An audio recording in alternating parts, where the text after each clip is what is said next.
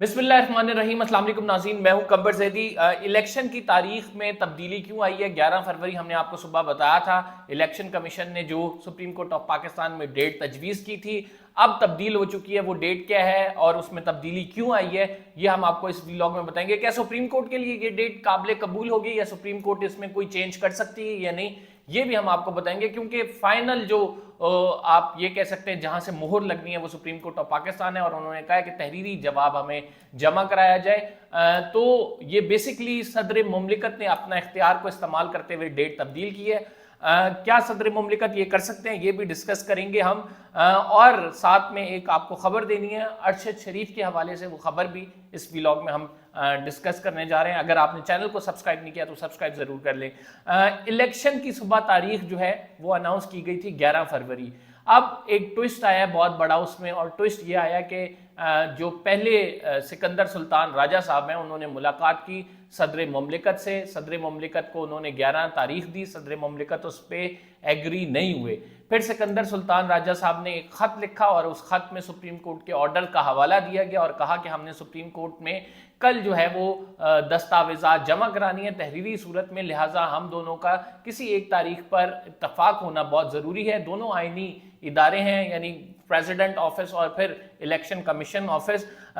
इस खत को मंजर आम पर लाया गया। 11 फरवरी इसमें ऐलान था, लेकिन सदर मुमलिकत के लिए ये बात काबिल कबूल नहीं थी। मीडिया पे ये चलाया गया कि 11 फरवरी को इंतखाबात होंगे, लेकिन उसके बाद फिर तारीख तब्दील हो गई। सदर मुमलिकत ने अपनी कानूनी टीम से इस पर मुशावरत की। अटॉर्नी जनरल से पूछा जाता रहा कि क्या हुआ है, सदर मुमलिकत ने इत्तफाक क्यों नहीं किया, जिस पर अटॉर्नी जनरल ऑफ पाकिस्तान ने कहा कि आप थोड़ा सा इंतजार करें, आपके सामने एक अच्छी खबर आएगी।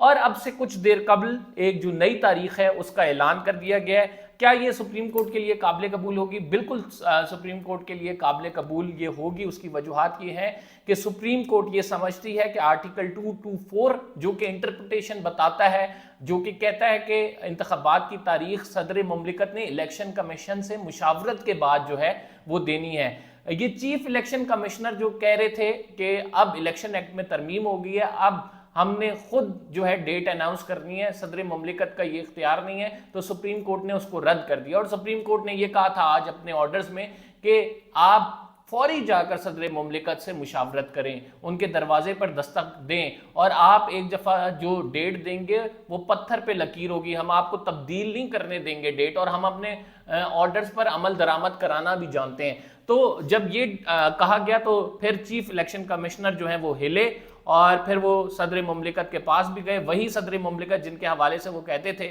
मैं तो इनसे कभी नहीं ऑर्डर्स लूंगा, कभी नहीं मिलूंगा। और दोनों जब मिले तो दोनों के दरमियान मुस्कुराहटों का तबादला हुआ। तकरीबन आधे घंटे ये मुलाकात जारी रही। अटॉर्नी जनरल ऑफ पाकिस्तान इसमें असिस्ट कर रहे थे। पहले सदर मुमलिकत को ब्रीफिंग दी गई और उस ब्रीफिंग के बाद जो है इस का फैसला जो है वो किया गया। बेसिकली इलेक्शन कमीशन ने अपनी तजवीज़ करदा तारीख सदर मुमलिकत को बताई। सदर मुमलिकत ने अपनी कानूनी टीम से मशवरा किया, फिर उन्होंने एक तारीख बताई जो कि तारीख अटॉर्नी जनरल ऑफ पाकिस्तान लेकर चीफ इलेक्शन कमिश्नर के पास गए। तो ये एक bit of drama has been created. उसकी वजूहात ये थी कि सदर मुमलिकत जो है राजी नहीं थे। पहले ये इतवार के दिन नाज़रीन 11 फरवरी को हो रहे थे, और ये अब इंतखाबात जुमेरात के दिन यानी 8 फरवरी को हो रहे हैं। क्या ये हतमी तारीख है? जी बिल्कुल, ये हतमी तारीख है। ऐवान सदर की जानिब से इसका ऐलान कर दिया गया है और ऐवान सदर के ऐलान को ही हतमी समझा जाएगा। उसकी वजूहात ये है कि आइन में बड़ा वाज़ेह लिखा हुआ है कि president shall announce the date of the general elections in consultation with the chief election commissioner and the other members of the election commission. आज चीफ जस्टिस ऑफ पाकिस्तान ने बड़ा वाजे कहा था कि जो इलेक्शन कमिश्नर हैं वो तमाम अरकान को साथ लेके जाएं, आप तमाम लोगों के कागज़ के टुकड़े पर दस्तखत हों, हमें तहरीरी तौर पर आगाह किया जाए, और अगर आप मुकरेंगे इससे तो उसके कॉन्सिक्वेंस होंगे, यानी उसके नताइज आपको भुगतना होंगे, हेर फेर की इजाज़त नहीं होगी। तो इस वजह से जो है सदर मुमलिकत ने अब जो डेट अनाउंस की है, उसके बाद हमने देखा है कि इलेक्शन कमीशन की जानिब से भी प्रेस रिलीज जारी कर दी गई है और 8 फरवरी के दिन आम इंतखाबात होने जा रहे हैं। अब कल क्या सुप्रीम कोर्ट ऑफ पाकिस्तान में होगा? सुप्रीम कोर्ट इसको चेंज कर सकती है या नहीं कर सकती? ये सवाल बड़ा अहम है।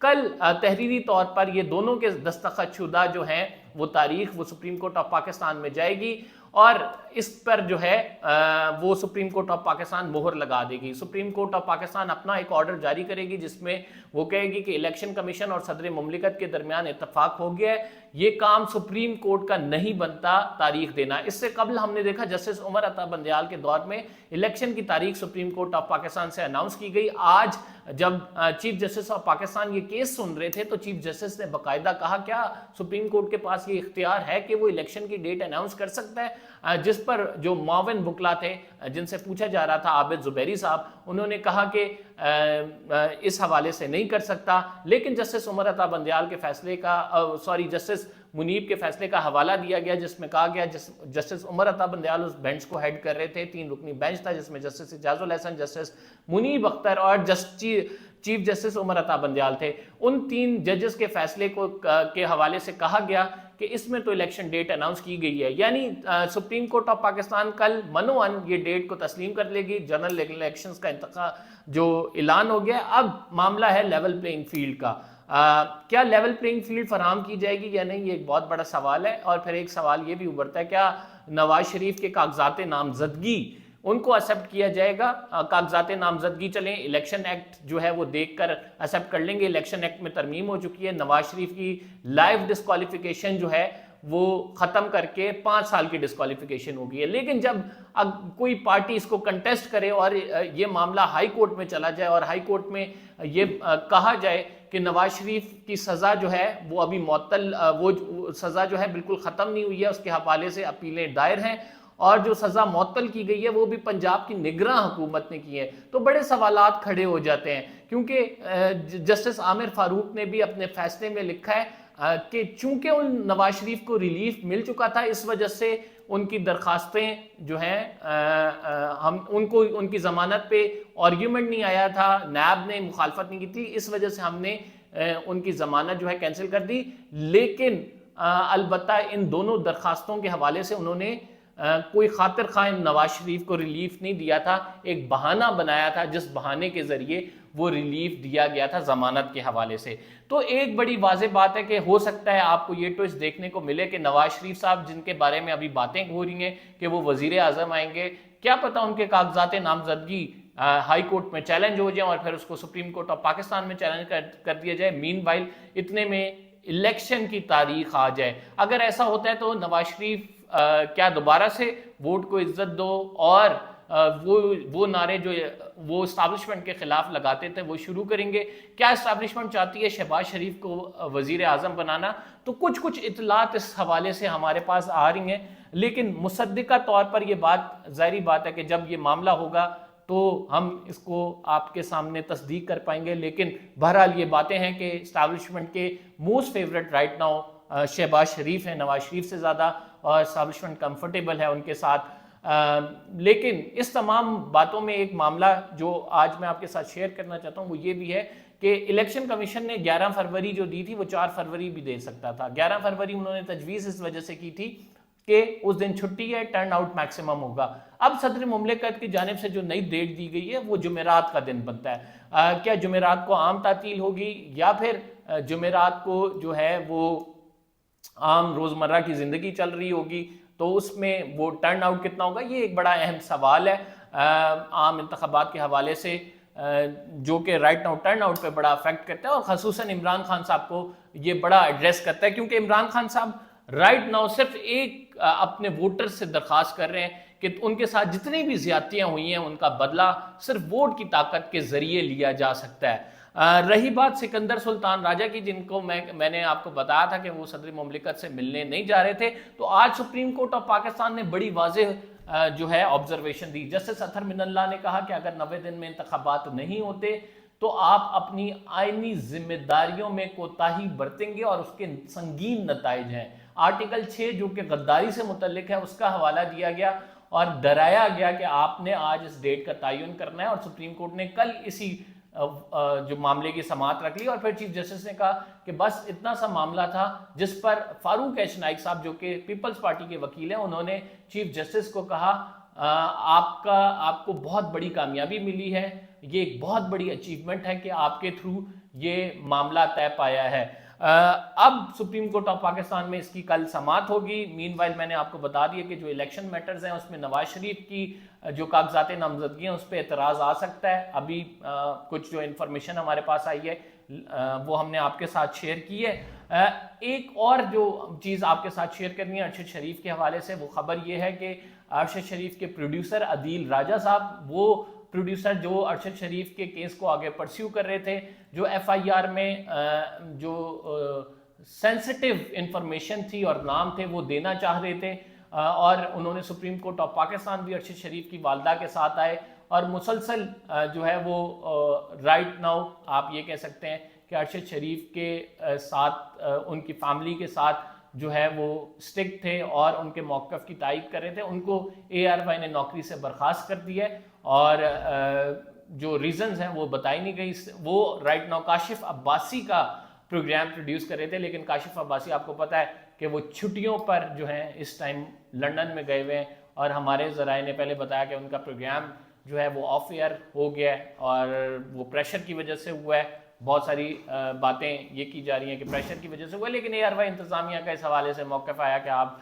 वो छुट्टियों पर गए हुए हैं। लिहाजा आपको ये खबर देनी थी कि उनके प्रोड्यूसर जो अरशद शरीफ के प्रोड्यूसर भी रहे हैं अदील राजा साहब, उनको नौकरी से बर्खास्त कर दिया गया है और वजूहात सारे जानते हैं। मेरा ख्याल से मुझे इतनी ज़्यादा बताने की ज़रूरत नहीं है।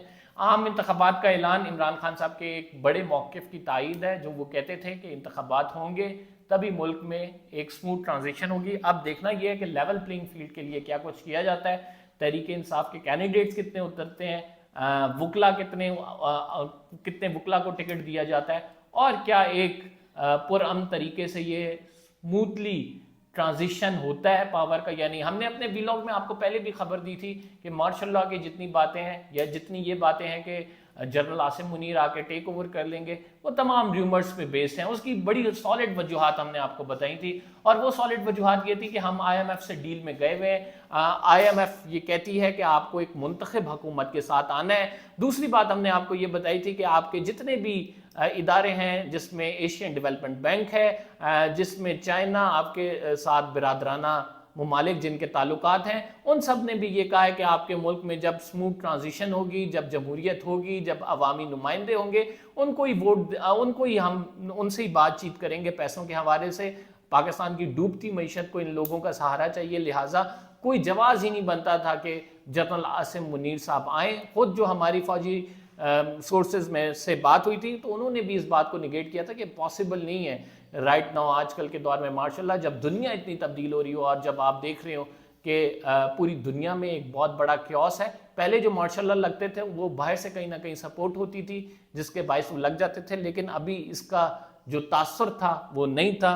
बहरहाल ये एक इमरान खान साहब की जीत के तौर पर इलेक्शन की तारीख का अनाउंस करना, क्योंकि इमरान खान साहब ने ही ये दरख्वास्त जो है वो दायर की थी सुप्रीम कोर्ट ऑफ पाकिस्तान में, जिस पे जस्टिस काजी फाइज ईसा ने फैसला कर दिया और 8 अक्टूबर को इंतखाबात होने जा रहे हैं। फिलहाल के लिए इतने। कंबर जदी को इजाज़त दीजिए, इंशाल्लाह अगले व्लॉग में आपसे मुलाकात होती है। अल्लाह ने के बाद।